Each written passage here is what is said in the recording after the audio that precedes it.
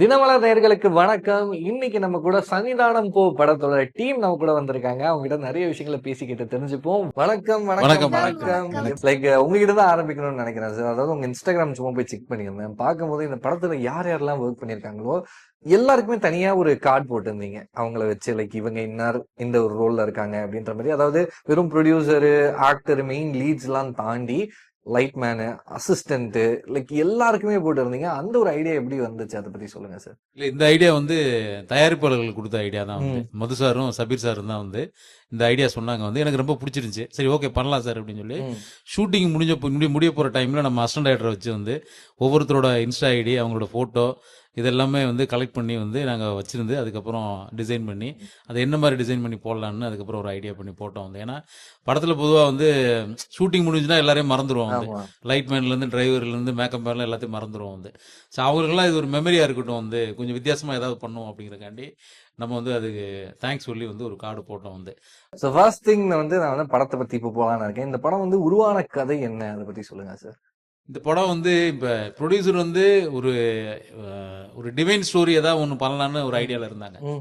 நான் வந்து யோகி பாபு சாருக்கு ஆல்ரெடி வந்து வேற ஒரு காமெடி ஸ்டோரி சொல்லி வந்து அதை ம். ஓகே பண்ணி தான் இந்த ப்ரொடியூசரை நான் அப்ரோச் பண்ணேன் வந்து. அப்ரோச் பண்ணும்போது அப்ப நல்லா எங்களுக்குள்ள ஒரு வேவ் லென்த் போயிட்டு இருக்கும்போது வந்து அவர் ஒரு ரைட்டர்கிட்ட ஒரு கதை இருக்கு, அதை ம். நீங்க சும்மா ஒரு ஐடியாவுக்கு கேட்டுட்டு எப்படி இருக்குன்னு சொல்லுங்க அப்படின்னு சொல்லிட்டு சொல்லும்போது வந்து அஜினு ஐயப்பன் அந்த ரைட்டர் வந்து எனக்கு இந்த ஸ்டோரியை நேரேட் பண்ணார் வந்து ஒரு ம். Half an hour.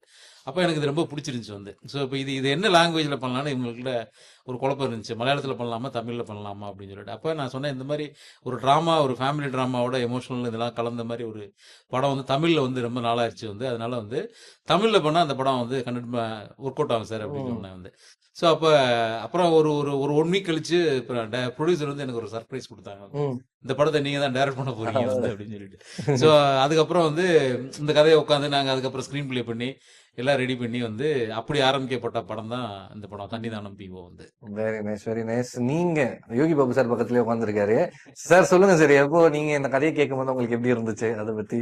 கதை எதுவுமே தெரியாது, சொன்னாங்க நினைச்சிட்டேன். சித்தாராமன் சபரிமலைக்கு போயிட்டு வந்து சிக்கன் கிரேவி வேணும்னு சொன்னான்.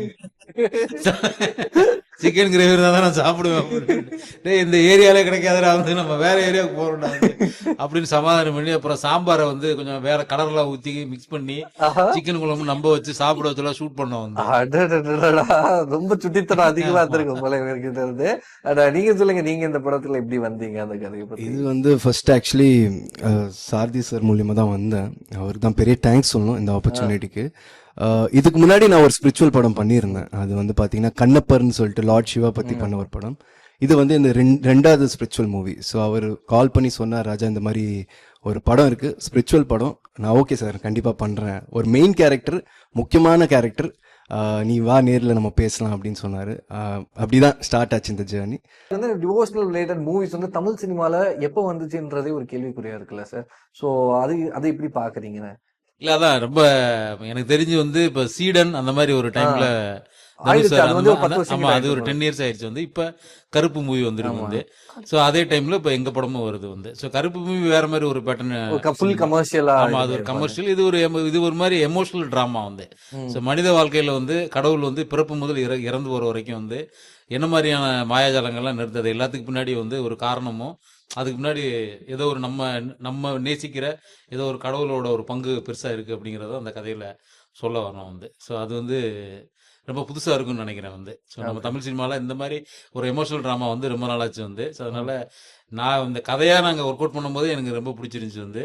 ஸோ படமாவும் முடிச்சுட்டு நாங்கள் ஃபர்ஸ்ட் காப்பி பார்க்கும்போது எங்களுக்கு வந்து நாங்கள் என்ன ஃபீல் பண்ணுவோம் அதை எடுத்துட்டோங்கிற ஒரு நம்பிக்கை வந்துச்சு. ஏன்னா அதில் நடித்த எல்லா நடிகர்களுமே அவங்கவுங்க பங்கை வந்து ரொம்ப சிறப்பாக பண்ணியிருந்தாங்க வந்து.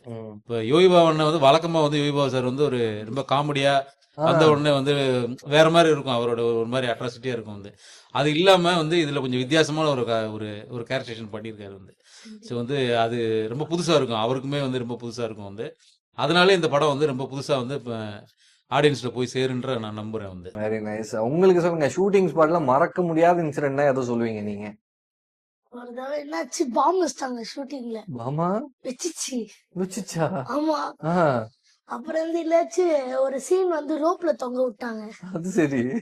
ஆமா, பள்ளத்துல உழுற மாதிரி ஒரு சீனு. ஆ, அதுதான் எனக்கு மறக்க முடியாது. ஸ்டண்ட் எல்லாம் பயங்கரமா பண்ணிருக்காரு போலயே இவரு. ஆமா. அவ்வளவுதான் அவங்க கேர்ள் ஃப்ரெண்ட் கிட்டலாம் சொல்லி அவ்வளவுதான் அங்க பாரு நான் இந்த படத்துல இந்த சீன்லாம் பண்ணிருக்கேன் பள்ளத்துல தூக்கியிருக்கேன் அப்படிலாம் சொல்லிட்டீங்களா? நிஜமா கேர்ள் ஃப்ரெண்ட் இருக்கு போலயே உனக்கு தலையாட்டுறாங்க. இருக்கா? இருக்கு நம்மளாம் அந்த வயசுல என்ன பண்ணிருந்தோம்? என்னன்னா வந்து இப்போ நம்ம சபரிமலை செட்டப் வந்து நம்ம ஒரு இடத்துல பிளான் பண்ணி எடுக்கும்போது வந்து ஸோ அங்கே நிறைய கிரௌடு வந்து வந்தேன். இப்போ வந்து இப்போ கேரளாவில் நடக்கிற கதைங்கிறனால ஜூனியர் ஆர்டிஸ்டே மோஸ்ட்லி வந்து நம்ம கேரளாவில் இருக்க ஆர்டிஸ்ட் தான் சொல்லியிருந்தோம் வந்து. அதில் சின்ன பசங்களும் நிறையா சொல்லியிருந்தோம் வந்து. வந்த கேர்ள்ஸ் எல்லாத்தோட நம்பர் வாங்கி எல்லார்ட்டையும் ஃப்ரெண்ட் ஆகிட்டான் வந்து. தம்பி யாரை கேட்டாலும் வந்து சாத்விக்கு தான் சொல்றாங்க வந்து. தம்பி என்ன கிளாஸ் படிக்கிறீங்க? ஃபிஃப்த்தா? ஃபிஃப்த்ல நம்மளாம் என்ன பண்ணிட்டு இருந்தோம் ஞாபகம் இருக்கு உங்களுக்கு? நீங்க சொல்லுங்க, உங்களுக்கு வந்து அந்த ஷூட்டிங் ப்ராசஸ்லயே வந்து இந்த ஒரு இன்சிடென்ட் என்னால மறக்கவே முடியல அப்படின்னா எதை சொல்லுவீங்க? வந்து பாத்தீங்கன்னா அந்த சபரிமலை செட்டப் பண்ணும்போது அந்த ஒரு இன்சிடென்ட்டும் சரி, அந்த ஒரு செட்டப் வந்து மறக்க முடியல. ஏன்னா எனக்கு காம்பினேஷன் எல்லாரோட இருக்கு, ஸ்பெஷலி யோகி பாபு அண்ணோட இருக்கு. ஸோ நான் ஃபர்ஸ்ட் டைம் அவரோட நடிக்கிறேன். நானும் ஒரு ஸ்பிரிச்சுவலான பர்சன் தான், பட் அவர் கூட நடிக்கும் போது தான் எனக்கு எக்ஸ்பீரியன்ஸ் ஆச்சு. அவரும் ஒரு பயங்கரமான ஒரு ஸ்பிரிச்சுவலான பர்சன். முடிச்சுட்டு ஷூட் முடிச்சு தம்பி வந்துடுறேன் கோயிலுக்கு போயிட்டு வந்துடுறேன் அப்படின்னு சொன்னாரு. ஸோ அந்த அளவுக்கு ஐ வாஸ் இம்பேக்டட். அண்ட் அந்த ஒரு இன்சிடென்ட் அவங்க கூட ஃபுல்லாக அந்த சீன் இவர் கூட ஃபுல் காம்பினேஷனில் நடிக்கும்போது அந்த டைலாக்ஸாக இருக்கட்டும், இந்த மூமெண்ட்டாக இருக்கட்டும், சார் சொன்ன மாதிரி மறக்க முடியாத ஒரு இன்சிடென்ட். அது எப்போவுமே லைஃப்பில் I will keep it blessed. அந்த மாதிரி தான் இருக்கு. ஸ்பிரிச்சுவல் மூவி அப்படின்னு இருக்கும்போது யோகி பாபு சார் வந்து அவரும் பயங்கரமான ஒரு ஸ்பிரிச்சுவல் பர்சன் அப்படின்றப்போ இந்த கதையை அவர்கிட்ட சொல்லும்போது அவர் என்ன சொன்னாரு அதை பத்தி? இல்லை, ஏன்னா அவர் வந்து ஃபர்ஸ்ட் ஆஃப் ஆல் அந்த கதை கேட்கும்போது அவர் ரொம்ப பிடிச்சிருந்துச்சு வந்து. ஸோ வந்து அவர் ஸ்பிரிச்சுவல்ஸ் பர்சனுக்குனால ரொம்ப கிளியராக அவரால் அண்டர்ஸ்டாண்ட் பண்ண முடிஞ்சுச்சு வந்து. அதனால எங்களுக்கு ரொம்ப ஈஸியாக இருந்துச்சு ஷூட்டிங் ஸ்பாட்டில் வந்து ரொம்ப ஈஸியாக நம்ம சொல்லும்போது அவர் அந்த ஆட்டோமேட்டிக்காக நம்ம வந்து ஒரு ஃபீலை சொல்லிட்டோம்னா அந்த ஃபீல் அவர் ஆட்டோமேட்டிக்காக நம்ம ஆன் ஸ்க்ரீனில் வந்து சூப்பராக பண்ணிடுவார் வந்து. ஸோ அதில் எனக்கு ஒரு பெரிய சவால் இல்லை வந்து. ஓகே, பார்த்ததுக்கு அப்புறமா ஒரு ஆடியன்ஸா எந்த மாதிரி ஃபீல் கிடைக்கும் அப்படின்றத நீங்க சொல்லுங்க. இல்லை, ஃபர்ஸ்ட் வந்து படமா பார்த்தா ஐ திங்க் ஒரு கனெக்ட் கண்டிப்பா இருக்கும். ஸ்பிரிச்சுவல் பீப்புள் மட்டும் இல்லை, எல்லாருக்குமே கனெக்ட் ஆகும். நான் அப்படிதான் நான் பார்க்குறேன். எனக்கு ஃபுல் கதை தெரியாது, டு பி ஆனஸ்ட். எனக்கு வந்து என்னோட போர்ஷன்ஸ் தெரியும், பிளஸ் சபரிமலை பத்தி ஒரு கதை மட்டும்தான் தெரியும், பிளஸ் கேரக்டர்ஸ் என்னன்னு தெரியும். மற்றபடி கதைலாம் எனக்கு தெரியும். எனக்கே ஒரு சர்ப்ரைஸா தான் இருக்கும். நானே அந்த சர்ப்ரைஸ் எலிமெண்ட் தான் வெயிட் பண்ணிட்டு இருக்கேன். எப்படி வந்திருக்கு என்னோட சீனு, மத்தவங்களாம் எப்படி நடிச்சிருக்காங்க. ஸோ ஓவரால் கதை எனக்கு சத்தியமா தெரியாது. ஓகே, அப்ப வந்து ஓவரால் கதை தெரிஞ்சவர் சொல்லுவாருன்னு நினைக்கிறேன். சார் எப்படி சார் இந்த படத்தை பார்த்து முடிச்சதும் அஸ் அ பர்சனா சும்மா நார்மலா எந்த ஒரு மைண்ட் செட் இல்லாம படம் பார்க்க போறோம், பட் வெளில வரும்போது எந்த மாதிரியான ஒரு ஃபீல் கொடுக்கும் அதை சொல்லுங்க. இல்லை, இதுதான் அந்த நம்ம ஒரு கதையா பண்ணிட்டு ஷூட் பண்ணும்போதும் சில ஹிடன் டீடைல் இருந்துச்சு இந்த கதையில. சிலதெல்லாம் நம்ம டயலாக்ல தான் ஃபில் பண்ண போறோம் வந்து அப்படின்னு சொல்லிட்டு. ஸோ அதனால வந்து இந்த படம் எடிட் முடிச்சுட்டு ஃபர்ஸ்ட் வருஷன் டப்பிங் முடிக்க போறதுக்கு முன்னாடி ப்ரொடியூசர் பார்க்கும்போதும் அவருக்கும் சில நிறைய விஷயங்கள் சொன்னீங்க கதையில, ஆனால் அதெல்லாம் இல்லாத மாதிரி ஃபீல் இருக்கு அப்படின்னாரு. அதெல்லாம் இருக்கு சார், டப்பிங் முடிஞ்சோன்னா படம் பாருங்க அப்படின்னு சொல்லிட்டு. அப்புறம் யூஸ்வலாக நம்ம ஒரு ஷூட் பண்ணதுக்கு அப்புறம் டப்பிங் வரப்போ டப்பிங்ல ஒரு பெட்டர்மெண்ட் பண்ணுவோம்ல, அதுவும் நம்ம யோகி அண்ணா மாதிரி ஒருத்தர் இருக்கும்போது வந்து அவர் வேற லெவல் பண்ணிடுவாரு. ஸோ வந்து இந்த படத்தை இன்னொரு கட்டத்துக்கு வந்து நகர்த்திட்டு போனது அவர் தான் வந்து. டப்பிங்ல வந்து நிறைய இன்புட், அதுக்காக உட்காந்து ஸ்பெஷலாக ஒரு டிஸ்கஷன் பண்ணி அவர்கிட்ட அந்த அப்டேட் பண்ணி வந்து அதுக்கப்புறம் வந்து நம்ம அந்த டப்பிங் முடிச்சுட்டு ஃபைனலாக படம் பார்க்கும்போது பயங்கர ஹாப்பி வந்து. ஸோ நான் படம் பார்த்துட்டு எனக்கு தெரியும் ஒரு டைரக்டராக வந்து இந்த படம் அவுட்புட் எப்படி இருக்க போகுது அப்படின்னு ஆரம்பத்துல இருந்தே வந்து எனக்கும் என் டீம்ல இருக்கவங்களும் தெரியும் வந்து. மற்றவங்க யாருக்குமே தெரியாது வந்து. ஸோ படம் கம்ப்ளீட்டாக முடிச்சுட்டு ஆர்ஆர் போர்ஷனும் முடிச்சுட்டு அதுக்கப்புறம் படம் போட்டு காமிக்கும் போது தான் வந்து ஒரு ப்ரிவியூவில் பார்க்கும்போது தான் ப்ரொடியூசர் பயங்கர ஹாப்பியானார் வந்து. ஸோ ப்ரொடியூசரு அப்புறம் அவங்களோட சிஸ்டர் இவங்கெல்லாம் படம் பார்க்க வந்தாங்க. நான் வந்து ஏன்னா நிறைய டைம் படம் பார்த்ததுனால இவங்களோட ரியாக்ஷன் என்ன அப்படின்னு சொல்லிட்டு நான் நல்லா இவங்கெல்லாம் முகம்லாம் நல்லா பார்க்குற மாதிரி ஒரு இடத்துல போய் உட்காந்துட்டேன் வந்து. அப்போ வந்து இப்போ ப்ரொடியூசரோட சிஸ்டர் ஒருத்தங்க இருக்காங்க, மேடம் ஒருத்தவங்க, அவங்க வந்து அந்த கிளைமேக்ஸ் போர்ஷன் வரும்போது வந்து அவங்கள அறியாம வந்து கண்ணில் தண்ணி வந்துச்சு. அப்பா நானும் என் கூட ரெண்டும் கை கொடுத்துட்டோம், ஜெயிச்சிட்டோம்ப்பா அப்படின்னு சொல்லிட்டு வந்து ஒரு மாதிரி ஃபீல் பண்ணிட்டாங்க வந்து அப்படின்னு. ஸோ நாங்கள் என்ன ஆடியன்ஸ் வந்து ஃபீல் பண்ணுவாங்கன்னு நினைச்சோமோ ஜென்ரலாக அதை வந்து ப்ரொடியூசரே வந்து நிறைய டைம் வந்து அவங்க கதை கேட்டு நிறைய டைம் எடிட்டிங்ல ஷூட்ல இருந்தா கூட வந்து அந்த படமா பார்க்கும்போது அதை வந்து கரெக்டா கனெக்ட் பண்ண முடிஞ்சுச்சு வந்து ஒரு ஆடியன்ஸ்க்கு வந்து. ஸோ அது வந்து நான் ஒன்று மைண்ட்ல இருந்தேன் வந்து, அது ஆயிடுச்சுன்னா நம்ம ஜெயிச்சிட்டோம் அப்படின்னு சொல்லிட்டு. ஸோ அது ஆயிருந்துச்சு வந்து. அது வந்து பார்க்கும்போது எனக்கு பயங்கர ஹாப்பியா இருந்துச்சு வந்து.